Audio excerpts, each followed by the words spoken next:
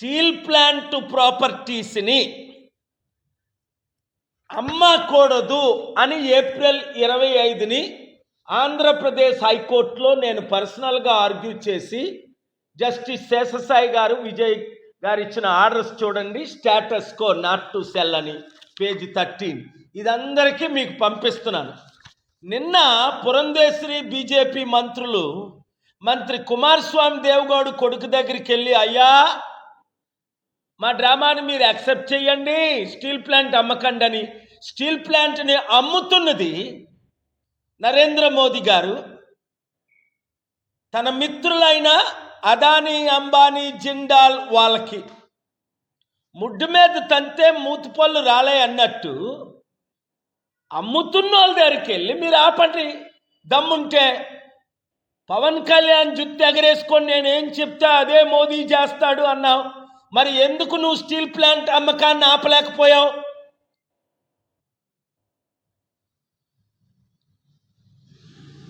ఎందుకు మోదీ ప్రకటించలేకపోయారు మీరు?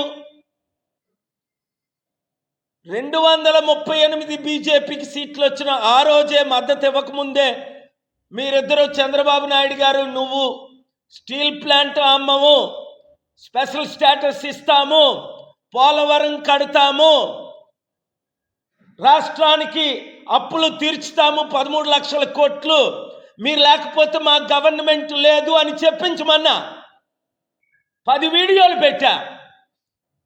అవకాశాన్ని పోగొట్టుకున్నారు. ఇప్పుడు స్టీల్ ప్లాంట్ 19వ తారీఖుని నేను కోర్టుకి వెళ్ళకపోతే అమ్మేస్తారని నాకు తెలిసి నేను కోర్టుకి వెళ్ళలేదు. రాష్ట్ర తెలుగు ప్రజలందరికీ బుద్ధి చెప్పడానికి. కూటమి అన్నారు కదా, ఈవీఎంల సపోర్టు, మీలో మూర్ఖులందరూ ఓట్లు వేశారు.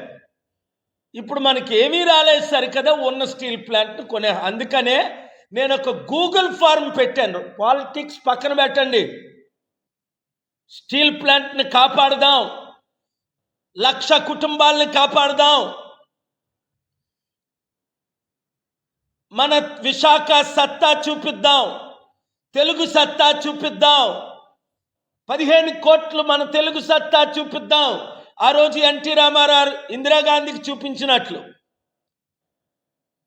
ఈ రాజకీయ నాయకులను మర్చిపోండి మీరు. చంద్రబాబు నాయుడు, పవన్ కళ్యాణ్, ఎవరైనా, పురంధేశ్వరి, ఎంపీలు, ఈ భరత్, వీళ్ళంతా డ్రామటిస్టులు. వీళ్ళు పార్ట్ ఆఫ్ బీజేపీ. అమ్ముతుంది బీజేపీ, కొంటుంది బీజేపీ మిత్రులు. 8 లక్షల కోట్లు, 8,000 కోట్లకి. కనుక నేను ఒక గూగుల్ ఫార్మ్ పెట్టాను. దయచేసి మీడియా మిత్రులు, లోకల్, స్టేట్, నేషనల్ మీడియా అంతా, తెలుగు వారందరూ మీరు క్లిక్ చేయండి. I join doctor K A Paul to stop the steel plant sale. నేను మరలా ఒక వండర్ని సృష్టిస్తాను, మీ అందరికీ గుడ్ న్యూస్ ఇస్తాను. అందులో ఏముంది?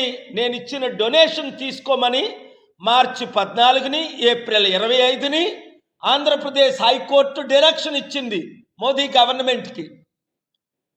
వారు యాక్సెప్ట్ చేశారు, కౌంటర్ ఇస్తామన్నారు. 19ని కౌంటర్ వేశారు.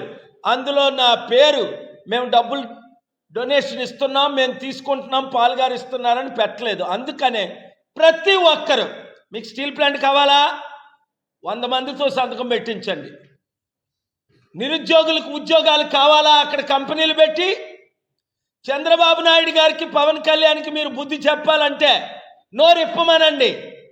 సీక్రెట్గా అమ్ముతున్నవన్నీ ఈరోజు అమ్ముతున్నారు, రేపు అమ్ముతున్నారు, ఎల్లుటి అమ్ముతున్నారు. అవన్నీ ఆపమనండి.